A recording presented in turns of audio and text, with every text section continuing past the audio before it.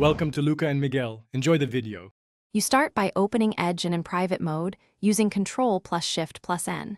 This creates a separate session that doesn't save browsing history. Once the new window appears, make sure the in private badge shows in the corner so you know it's isolated.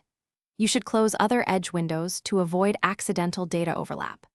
Doing this first reduces tracking from existing cookies and signed-in profiles and establishes a clean environment before you navigate to any site. Once the in-private window is open, adjust settings to match privacy needs. Go to Settings Privacy, Search and Services, then pick Balanced or Strict Tracking Prevention to limit trackers. Make sure extensions are disabled in private unless you trust them, because extensions can leak data.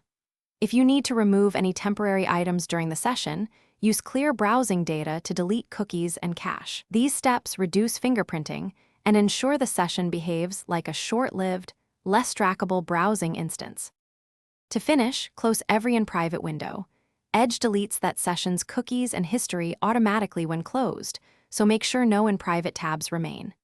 If you signed into any sites, sign out before closing to avoid lingering sessions. If something goes wrong, pages won't load or sign-ins persist, restart Edge. Check that extensions are disabled in private, and clear browsing data from regular windows. These troubleshooting steps usually resolve conflicts caused by cached data or extension interference. Thanks for watching and please subscribe. It's the best investment you'll ever make.